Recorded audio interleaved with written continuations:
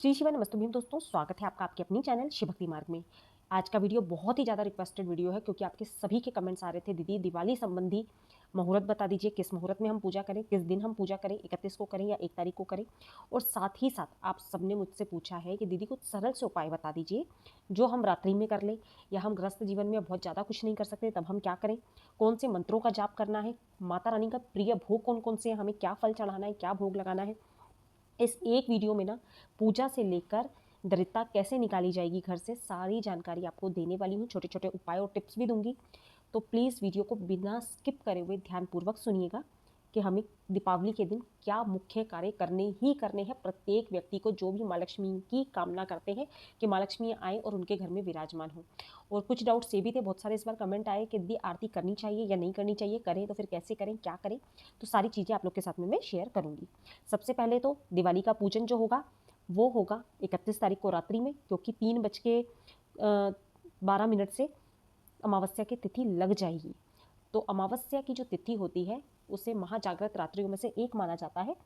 तो कार्तिक की जो अमावस्या होती है उसी में हम माँ लक्ष्मी का पूजन अर्चन करते हैं, दिवाली का पूजन करते हैं। और ये तिथि 1 तारीख को समाप्त हो जाएगी 6:31 पर। तो ऐसे में जो पूजन होगा वो 31 की रात्रि ही किया जाएगा। मैं बहुत बार आपको बोल बोल के बता रही हूँ कि माता रानी का जो पूजन होता है, माँ लक्ष्मी का पूजन होता है, वो प्रदोष का समय ही महत्वपूर्ण माना जाता है, उसमें उदया तिथि नहीं देखी जाती। तो पूजन 31 को ही होगा। अब शुभ मुहूर्त जान लीजिए। सबसे बेस्ट जो मुहूर्त होता है, अगर आपकी शॉप है या जो भी आपका व्यवसाय है वहाँ पे यदि आप पूजन कर रहे हैं तो प्रदोष काल में आप कर सकते हैं। शाम को 4:51 से 6:21 तक आप पूजन अर्चन आज कर सकते हैं। अब जो घर में जो लोग पूजा अर्चना कर रहे हैं, क्योंकि सबसे अच्छा लग्न बताया जाता है घर में पूजन करने का, वो है स्थिर लग्न, जिसे हम वृषभ लग्न भी बोलते हैं। तो शाम को 6:23 से 8:19 तक ये लग्न आपको मिल रहा है। तो घर में पूजन आप कर रहे हैं तो 6:23 से 8:19 तक में आज कर लीजिएगा। हाँ, अब आपका बड़ा व्यवसाय है या कोई मंत्रों की सिद्धियां करनी है आपको, या कोई विशेष पूजन अर्चन करना है, लक्ष्मी प्राप्ति के लिए आपको करना है। और जो लोग फैक्ट्री वगैरह में पूजन करते हैं, मतलब जिनके बहुत बड़े कारोबार हैं, छोटे मोटे नहीं, बहुत बड़े कारोबारों की बात कर रही हूँ, जिनकी फैक्ट्रियाँ हैं, बहुत बड़े बड़े व्यवसाय हैं, तो वो लोग रात्रि में, जिसे सिंह लग्न कहा जाता है, इसे स्त्री लग्न के नाम से भी हम जानते हैं, मतलब ये लग्नों में महालग्न कहा जाता है। तो ये जो शुरू होगा वो रात्रि में 12:56 से होगा 3:10 तक। ठीक है। तो इस दौरान मंत्रों की सिद्धियां, और ये विशेष जागृत वाला समय माना जाता है कि इस समय माँ लक्ष्मी जागृत हो जाती हैं, क्योंकि रात्रि में अमावस्या की जो तिथि होती है 12 बजे से माँ लक्ष्मी भ्रमण पे निकलती हैं। 12 बजे से 4 बजे तक वो भ्रमण पे रहती हैं। तो इसीलिए कहा जाता है इस दौरान मंत्रों की सिद्धियां की जाती है, बड़े बड़े हवन करे जाते हैं, बहुत सारी तांत्रिक क्रियाएं भी इसी समय पर करी जाती हैं। तो ये जो 12 से सुबह 4 बजे का जो समय होता है वो बहुत विशेष समय माना गया है। तो सारे मैंने आप लोग को समय बता दिए। अब इसके अलावा भी कुछ मुहूर्त हैं जो आप समझ लीजिए। ये तो 3 मुहूर्त मैंने आप लोग के साथ में शेयर करे जो कि व्यवसाय, घर और फैक्ट्रियों और बड़े कारोबार से संबंधित है। परंतु कुछ और मुहूर्त भी आज के दिन हमें प्राप्त हो रहे हैं, पर देखा जाए तो सारे मुहूर्त शाम को 5:32 से शुरू हो रहे हैं। तो जो अमृत मुहूर्त, जो प्रदोष काल का जो समय होता है, अगर आप अमृत मुहूर्त में पूजा करना चाहते हैं तो 5:32 से शाम को 7:23 तक का मुहूर्त है। जो लोग गोधूली वेला में पूजा करते हैं, बिल्कुल सूर्यास्त होने के तुरंत बाद पूजन करते हैं, वो 5:36 से 6:40 तक का आपको समय मिल रहा है, जिसे हम गोधूली मुहूर्त बोलते हैं। अब जो मैंने आपको बताया था स्थिर लग्न जो होता है, जिसका मैंने आपको समय ऑलरेडी पहले ही शेयर कर दिया है, घर में वृषभ लग्न भी इसको बोलते हैं, जो कि शुरू होगा शाम को 6:23 से 8:19 तक। इस लग्न की आपको मैं विशेषता बतला दूं, यदि आपके घर में पैसा आता है, आप कमा भी अच्छा रहे हैं, परंतु वो टिकता ही नहीं है, रोगों में चला जाता है, कर्जों में चला जाता है, मतलब वो पैसा टिक नहीं रहा, तो आप स्थिर लग्न में पूजा करें। स्थिर लग्न का समय मैंने आपको बता दिया। स्थिर लग्न बहुत विशेष मुहूर्त बतलाया जाता है आपके घर में यदि लक्ष्मी टिकती नहीं है तो आप इस मुहूर्त में कर सकते हैं। अब जो मैंने आपको वृषभ लग्न ऑलरेडी बता दिया है, अब बारी आती है निषिधा काल की, जो लोग रात्रि में पूजन करते हैं। निषिधा काल का पूजन होगा 11:39 से 12:30 तक। परंतु आपको एक चीज़ बतला देती हूँ, चौकी प्रदोष काल में ही लगा ली जाती है। जो लोग भले ही देर रात्रि पूजन करते हैं, कुछ लोग पूरी रात्रि पूजन करते हैं, क्योंकि इस रात्रि में सोया नहीं जाता, कहा जाता है इतनी जागृत रात्रि होती है। ये रात्रि माँ लक्ष्मी को प्रसन्न करने के लिए, उनके मंत्रों के जाप के लिए होती है। तो इस रात्रि में सोया नहीं जाता है, माँ लक्ष्मी का पूजन अर्चन हवन कीर्तन सब किया जाता है। ठीक है। तो आप अपने अनुसार देख लीजिएगा, आपको जो भी मुहूर्त सही लगता है। स्थिर लग्न घर में पूजा करने के लिए बिल्कुल सही माना जाता है, तो आप स्थिर लग्न में पूजा ज़रूर करें, या जो भी आपको सूटेबल हो, आपको अपने अकॉर्डिंग जो सही लगता है आप उसमें भी कर सकते हैं। अब इसके बाद बारी आती है चौकी कैसे लगाना है, क्या क्या नियम होंगे, क्या भोग प्रसाद चढ़ाना है, सारी चीज़ें। चौकी लगाने से पहले गंगा जल से छिड़कने के बाद, हल्दी से लीपने के बाद, आटे हल्दी को मिक्स करके स्वास्तिक डालने के बाद ही चौकी लगानी है। चौकी पे आप वस्त्र वगैरह लाल रंग का वस्त्र बिछा लें, सुंदर तरीके से उसको सजा लें, जैसा भी आप सजाना चाहते हैं। अब बारी आती है मूर्ति की। मूर्ति का चयन आपको कैसे करना है। मूर्ति या तस्वीर जो भी आप पूजन में रख रहे हो, ध्यान रखिएगा माता रानी जो माँ लक्ष्मी है उनका बैठे हुए स्वरूप का आपको पूजन करना है, ना कि खड़े हुए स्वरूप का। इस बात का आपको ध्यान रखना है। हो सके तो एक पात्र में जल भर लीजिए, लोटा ले लीजिए, उस पर कमल का पुष्प, क्योंकि कमल के उस पर पूजा होती है, तो कमल पुष्प रख के आप उस पर कटोरी रख के माँ लक्ष्मी को उस पर विराजमान कर सकते हैं, या डायरेक्ट कमल पुष्प पे बिठा पाए तो बहुत अच्छी बात है। नहीं तो एक जो आपको आज के दिन विशेष रूप से करना है, 3 कमलगट्टे की मालाएं खरीद कर लानी है। 3 कमलगट्टा क्यों? एक अपने मंदिर में पूर्व की जगह पे टांगिएगा, दूसरा जाप करने के लिए, तीसरा माँ लक्ष्मी के आसन के लिए। कमलगट्टे की जो माला का आसन होता है वो माँ लक्ष्मी को बहुत प्रिय है, तो या तो कमल के पुष्प पे भी आप विराजमान कर सकते हैं, कमलगट्टे की माला को भी बिल्कुल गोल राउंड करके आप उस पर भी माँ लक्ष्मी को विराजमान कर सकते हैं। मेरा दिवाली का पूजन मैं कैसे करती हूँ, क्योंकि बहुत विस्तृत पूजन होता है मेरे यहाँ पे, तो उसका वीडियो फोटो मैं आप लोग के साथ में ज़रूर शेयर करूँगी। एक बार आप ज़रूर देखिएगा कि मैं किस प्रकार से पूजन करती हूँ। आप लोग के साथ में तो मैं बहुत सिंपल चीज़ें शेयर करती हूँ। अब बारी आती है माँ लक्ष्मी को अर्पित क्या क्या करना है आपको। साबुत धनिया बहुत प्रिय है उन्हें। धनिया जो होता है वो सुख समृद्धि का प्रतीक माना जाता है, तो साबुत धनिया ज़रूर लेकर आइएगा। धान, जिसे हम खील बताशे बोलते हैं, मैं भी प्रसाद में 3 दिन जरूर चढ़ाती हूँ, क्योंकि हमारे यहाँ जो पूजन होता है वो धनतेरस से ही प्रारंभ हो जाता है और इसी चौकी पे हम लोग 3 दिन पूजन करते हैं। तो धान का जो लावा होता है, धान बताशे, बताशे बहुत प्रिय है माँ को। वो क्यों? क्योंकि आजकल तो सब संपन्न बाजार से मिठाई खरीद लाते हैं, परंतु जो बताशे होते हैं वो शुद्धता का प्रतीक माने जाते हैं। तो शुरू से ही माता के जो भोग में हम रखते हैं वो बताशे का भोग रखते हैं। गणेश जी के लिए सफ़ेद रंग का लड्डू जरूर लेकर आए आप, लड्डू का भोग उन्हें बहुत प्रिय है, या गुड़ का भी भोग आप लगा सकते हैं। इसके पश्चात पान का पत्ता जो होता है उसके ऊपर स्पेशल आपको एक उपाय बता रही हूँ, विशेष मनोकामनाओं के लिए इस उपाय को किया जाता है। आप या तो मीठा पान भी, पान का बीड़ा भी लाके चढ़ा सकते हैं, नहीं तो एक पान का पत्ता लीजिए, उस पर शहद लगा लीजिए। शहद, एक सुपारी जो हम पूजन वगैरह में यूज़ करते हैं वो सुपारी रखें, और पान का बीड़ा बना ले, जो जैसे हमें मार्केट से पान मिलता है पंसारी की शॉप से जो लेकर आते हैं, लौंग लगी हुई होती है, तो 2 लौंग उसमें लगा के वो माता रानी को आप ऑफर करें। इतना प्रिय है वो माँ को, आपकी समस्त मनोकामनाएं माँ पूर्ण करेगी उस छोटे से उपाय से। तो ये करना ही करना है, सभी को करना है। या तो मीठा पान ला के अर्पित करें, और स्पेशल मनोकामना के लिए मैंने आपको ये उपाय बताया, ये आपको करना है। अब बात आती है कि माता रानी के लिए कमल के पुष्प कौन से रंग का चढ़ाएं हम। कमल का जो पुष्प है वो उन्हें लाल रंग का या तो पुष्प चढ़ाएं, या फिर जो हल्का पीले रंग में आता है आप वो भी चढ़ा सकते हैं, या गुलाबी कलर का।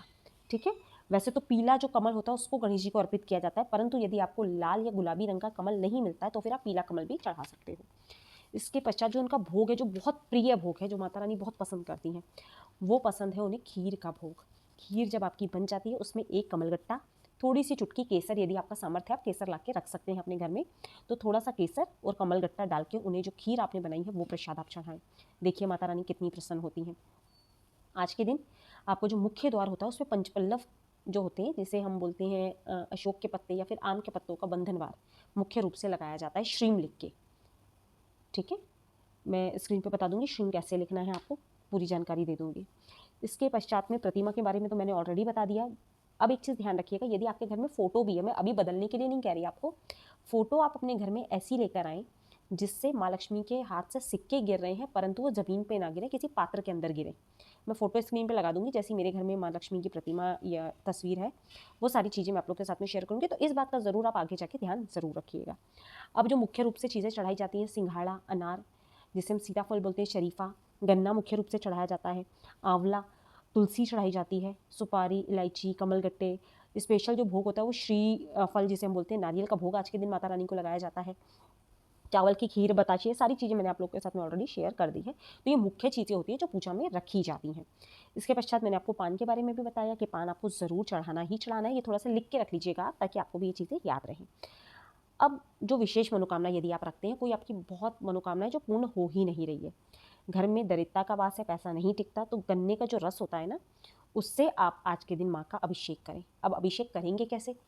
या तो देखिए आप कनकधारा स्तोत्र का पाठ कर सकते हैं अगर आपको आता है तो, या श्री सूक्त, विष्णु सहस्त्रनाम, लक्ष्मी सूक्त या अष्टलक्ष्मी मंत्र, जो भी आपको आता है।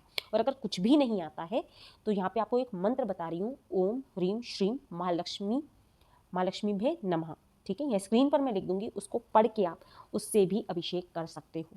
ठीक है, और यदि आपको यश की प्राप्ति चाहिए, आपको कार्य में वृद्धि चाहिए, सुंदरता चाहिए, तो आप गाय के घी से अभिषेक करें। और सिंपल जो पूजन, वैसे जो भी गृहस्थ जीवन में जो लोग रहते हैं वो पंचामृत से अभिषेक करते हैं। और ये अभिषेक करने का तरीका ये होता है, अगर आपके पास दक्षिणावर्ती शंख है तो आप उसमें डाल के पतली धार से माता का अभिषेक करेंगे। ठीक है, और नहीं है तो फिर चम्मच से या जो भी पात्र आपके पास हो उससे पतली धार से आप अभिषेक करें। ये चीज़ भी क्लियर हो गई आपको कि अभिषेक करना कैसे है। और मंत्र एक बार वापस बोल रही हूँ, ओम ह्रीम श्रीम माँ लक्ष्मीभ्ये नमः। इस मंत्र का आपको जाप करते हुए ही माँ का पूजन करना है, अभिषेक करना है। आज के दिन शंख, दक्षिणावर्ती शंख क्योंकि माँ को बहुत प्रिय है। एक चीज़ बता दूँ, शंख, कौड़ियाँ, गोमती चक्र, कमलगट्टे, जो भी जल से संबंधी चीज़ें होती है, जैसे कि सिंघाड़ा बहुत प्रिय होता है माँ को, हमारे यहाँ सिंघाड़ा रखा जाता है और अनार मुख्य भोग में रखा ही जाता है माँ के। तो जो जल की चीज़ें होती है वो माँ को बहुत पसंद है क्योंकि वो जल से उत्पन्न हुई हैं, तो इसलिए जो जल से संबंधी चीज़ें हैं उसका भोग आपको ज़रूर लगाना है। ठीक है, शंख का पूजन हो गया। चरण पादुका विशेष रूप से उनका पूजन आज के दिन किया जाता है। एक उपाय भी आप लोग के साथ में भी आगे शेयर करूंगी।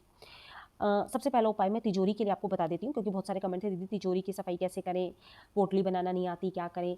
देखिए, सबसे प्रथम चीज़, पूजन जैसे ही शुरू होता है लक्ष्मी आह्वान दीपक आपको ज़रूर जलाना होता है। उसकी विधि चैनल पर डली हुई है, बोलोगे तो मैं लिंक शेयर कर दूंगी। दूसरा चीज़, दहली पूजन जरूर करें, नहीं कर सकते तो लक्ष्मी आह्वान दीपक तो आपको ज़रूर जलाना ही जलाना है। ठीक है, माता लक्ष्मी का आप आह्वान करेंगे, उसके बाद पूजन प्रारंभ करेंगे, क्योंकि जब तक हम जिसके लिए पूजा कर रहे हैं उसे बुलाएंगे ही नहीं, पूजन पूरा कैसे होगा। तो लक्ष्मी आह्वान दीपक जलाएंगे, उसके पश्चात पूजा करेंगे।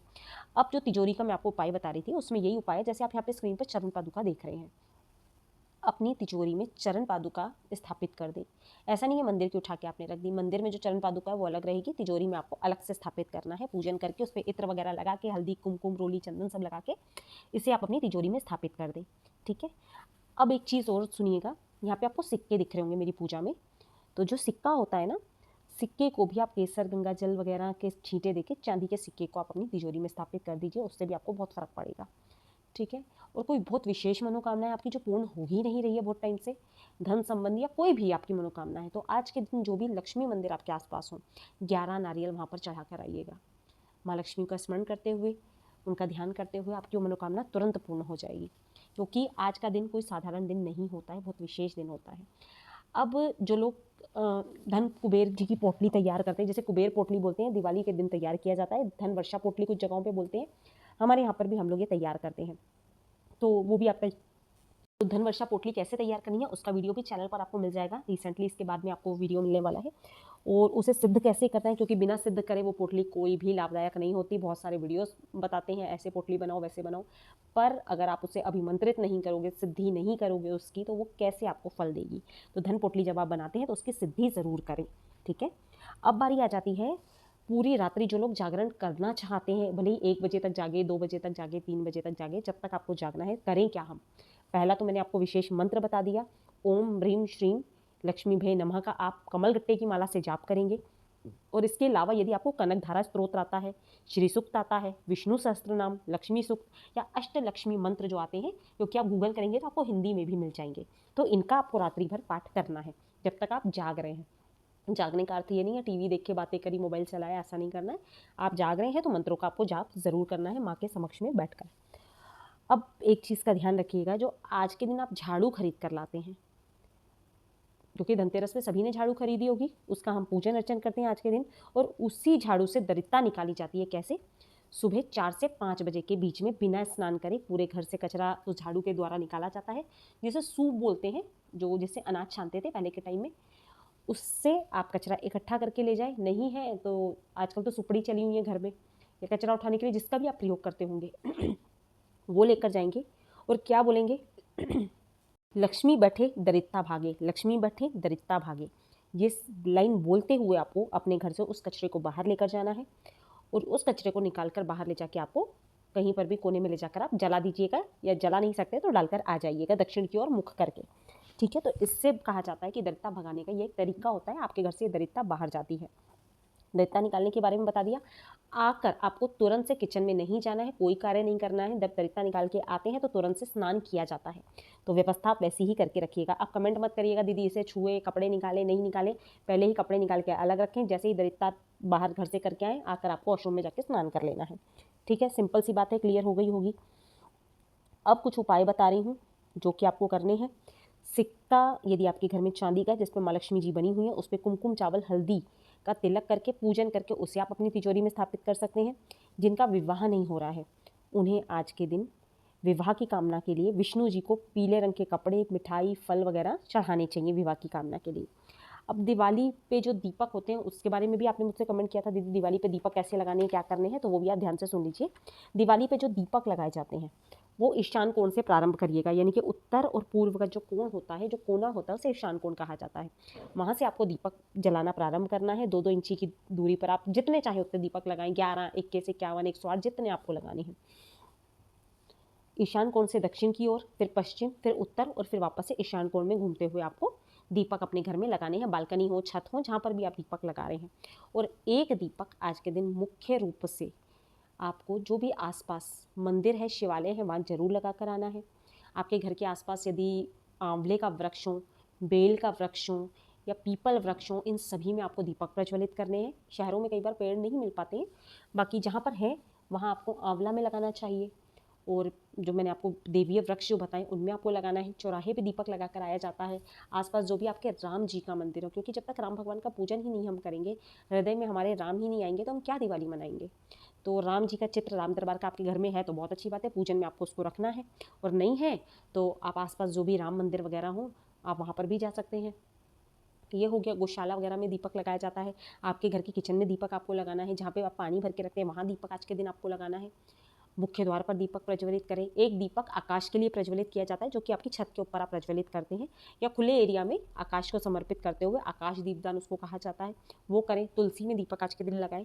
तो छोटी छोटी सी कुछ जानकारियाँ थी जिसको करने मात्र से आपके घर में आप चमत्कारी परिवर्तन देख सकते हो। परंतु करें दिल से, श्रद्धा से, ना कि कोई जवाबदारी के कारण कि आज ये त्यौहार है हमें करना है। जितनी श्रद्धा से करेंगे उतना ही माँ आपकी बातों को सुनेंगी भी और आपके घर में विराजमान भी होंगी। तो आशा करती हूँ वीडियो अच्छा लगा होगा, लाभप्रद लगा होगा, थोड़ा सा भी इन्फॉर्मेटिव लगा हो तो वीडियो को लाइक करने के साथ साथ प्लीज़ चैनल को सब्सक्राइब करना बिल्कुल मत भूलिएगा।